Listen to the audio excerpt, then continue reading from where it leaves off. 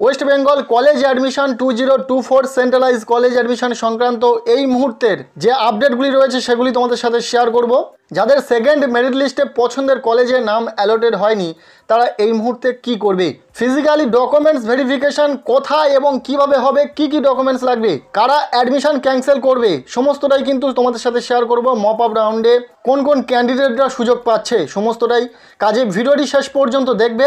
আমাদের এই চ্যানেলে নতুন হয়ে থাকলে অবশ্যই চ্যানেলটিকে সাবস্ক্রাইব করে রাখবে। কলেজ অ্যাডমিশন সংক্রান্ত সমস্ত অথেন্টিক আপডেট তোমাদেরকে প্রোভাইড করছি টাইম টু টাইম। তোমরা অনেকেই এই প্রশ্নটা করেছো, ফার্স্ট মেরিট লিস্টে আমাদের নাম এসেছিল কিন্তু সেটা খুব বেশি পছন্দের কলেজ নয়, তাই আমরা অ্যাডমিশনের সময় অটো আপগ্রেডেশন ইয়েস করে অ্যাডমিশন নিয়েছিলাম, কিন্তু সেকেন্ড মেরিট লিস্টে অর্থাৎ আপগ্রেড রাউন্ডের যে সেকেন্ড মেরিট লিস্ট সেখানে নতুন কোনো কলেজে সুযোগ মেলেনি বা নতুন কোনো কলেজে নাম অ্যালটেড হয়নি।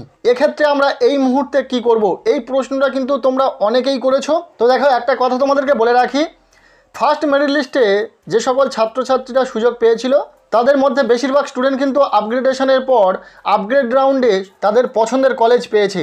তবে যারা পছন্দের কলেজ পায়নি তাদেরকে এই মুহূর্তে করার কিছুই নেই, নয় তাদেরকে ফার্স্ট মেরিট লিস্টে যে কলেজে নাম অ্যালটেড হয়েছিল এবং যেখানে সে অ্যাডমিশন নিয়েছিল সেই কলেজে থাকতে হবে, নতুবা ওই অ্যাডমিশনটাকে ক্যান্সেল করে মপ আপ রাউন্ডে আবার নতুন করে পুনরায় অ্যাডমিশনের জন্য চয়েস ফিলিং করতে হবে, অন্যথায় এই মুহূর্তে তোমাদের করার কিছুই নেই। আর যাদের সেকেন্ড মেরিট লিস্টে নতুন কোনো কলেজে নাম অ্যালটেড হয়েছে সেক্ষেত্রে তাদের নির্দিষ্ট সময় দেওয়া হয়েছে, আগামী 28 জুলাই পর্যন্ত অ্যাডমিশন চলবে।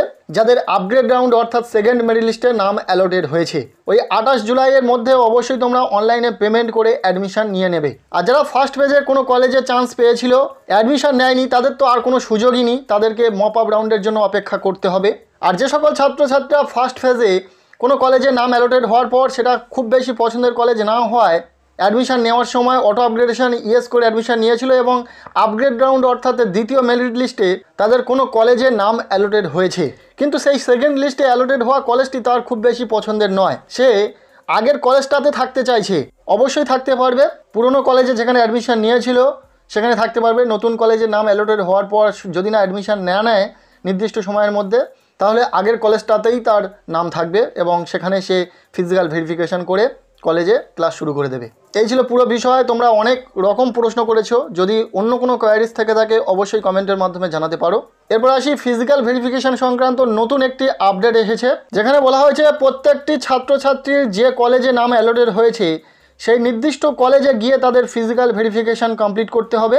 31/7/2024 তারিখ থেকে 6/8/2024 তারিখ পর্যন্ত কিন্তু ফিজিক্যাল ভেরিফিকেশান চলবে। তবে তোমার যে কলেজে নাম অ্যালটেড হয়েছে বা তুমি যে কলেজে অ্যাডমিশন নিয়েছো সেই কলেজটিতে কবে ফিজিক্যাল ভেরিফিকেশান হবে সেটা তোমাকেই খোঁজ রাখতে হবে। এর জন্য তোমার কলেজের যে অফিসিয়াল নির্দিষ্ট পোর্টাল রয়েছে সেখানে ভিজিট করে চেক করতে হবে সেখানে কলেজের তরফ থেকে কোনো নোটিশ দিয়েছে কিনা। অবশ্যই প্রত্যেকটি কলেজের অফিসিয়াল ওয়েবসাইটে ফিজিক্যাল ডকুমেন্টস ভেরিফিকেশন সংক্রান্ত নোটিশ দেবেন এবং সেখানে উল্লেখ থাকবে তোমরা সেই কলেজের কবে ডকুমেন্টস ভেরিফিকেশন করতে পারবে। এটা সম্পূর্ণরূপে কলেজের যে অফিসিয়াল ওয়েবসাইট রয়েছে সেখান থেকেই জেনে নিতে হবে। সো আশা করছি পুরো বিষয়টা ক্লিয়ার। আর তোমাদেরকে জানিয়ে রাখি ফিজিক্যাল ডকুমেন্টস ভেরিফিকেশন সংক্রান্ত ওই বিষয়টির ওপর সম্পূর্ণ একটি ভিডিও রয়েছে চ্যানেলে, সেই ভিডিওর লিঙ্ক তোমরা এই ভিডিও ডেসক্রিপশনে পেয়ে যাবে। ফিজিক্যাল ভেরিফিকেশানে কী কী ডকুমেন্টস প্রয়োজন রয়েছে সেটা কিন্তু সেই ভিডিওতে জানিয়েছি, অবশ্যই ভিডিওটি তোমরা দেখে নেবে। আর যারা নির্দিষ্ট সময়ের মধ্যে ফিজিক্যাল ডকুমেন্টস ভেরিফিকেশন করবে না তাদের কিন্তু অ্যাডমিশন ক্যান্সেল হয়ে যাবে, কেননা তোমরা শুধুমাত্র প্রভিশনাল অ্যাডমিশন নিয়েছো এবং কলেজে গিয়ে ডকুমেন্টস ভেরিফিকেশনের পরেই তোমাদের কিন্তু ওই কলেজটিতে তোমাদের অ্যাডমিশন কনফার্ম হবে।